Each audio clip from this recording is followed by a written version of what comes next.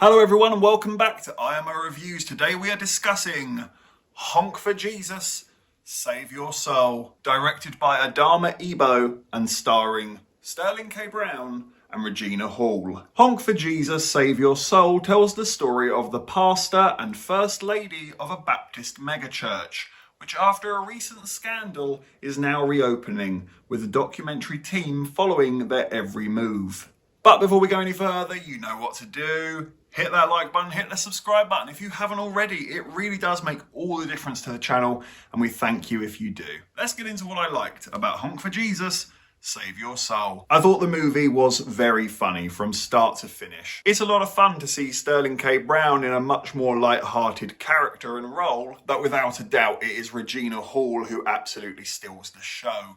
She is flexing every single comedic and dramatic muscle she has in her body. She comes for the crown here, and it's a valiant effort that deserves the praise it's getting. I also thought this was quite an interesting and original story. The mockumentary style is nothing new, but it was the subject matter being discussed, and as someone who is not religious at all, I felt like I learnt a thing or two from this movie. And despite its heavy satirization of the subject matter, it certainly feels like it has a lot to say. And despite its many, many humorous moments, I was absolutely floored by the director's ability to change the tone of this film like turning a steering wheel of a car. As much as the joke is right there in the forefront, that predatory and sinister problem that is what is funny about that joke is still recognised in the same scene. I couldn't help but be quite inspired by that. That's really good craftsmanship. But unfortunately, the movie does have some problems. This could be the fact that, well, I'm a white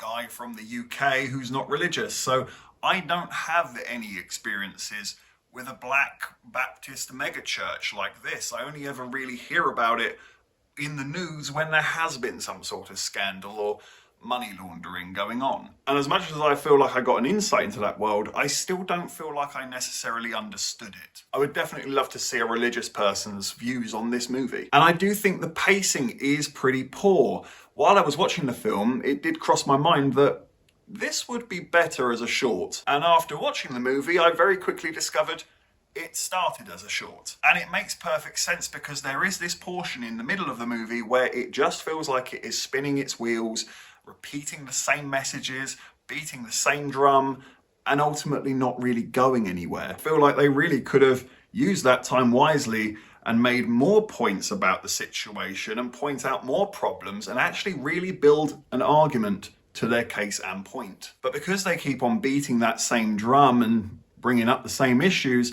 it ends up making the movie feel quite repetitive, which is not only annoying, but it's unnecessary because you got the point the first time of asking. And maybe this is me just being dumb, but I also found myself being pulled out of the movie because sometimes it's shown to you in the mockumentary fashion, and sometimes you're actually just getting behind closed doors access with these people and there's no cameras on them. And it wasn't always clear which one was which. I did have to sort of stop and think and consider, in which fashion is this information being delivered to me? I honestly think something as small as just putting the REC and the red dot in the corner when it was mockumentary fashion would have been a perfectly simple signifier to its audience that, oh, okay, we're in this frame of mind now. And when that's not there, oh, okay, this is more personal and private and not being played up to the cameras. I personally just needed that little visual cue to help me stay in the zone and know where we are, rather than coming out of it and having to think about where we are. I'm going to give Honk for Jesus, Save Your Soul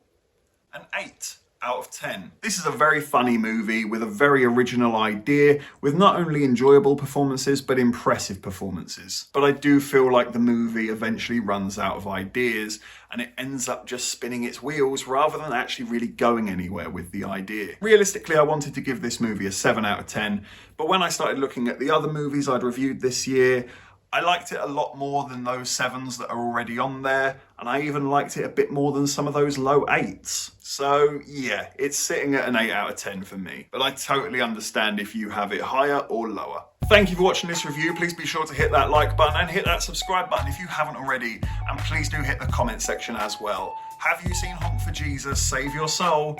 What did you think about it? Let me know in the comment section below. Take care, and I look forward to seeing you on the next review.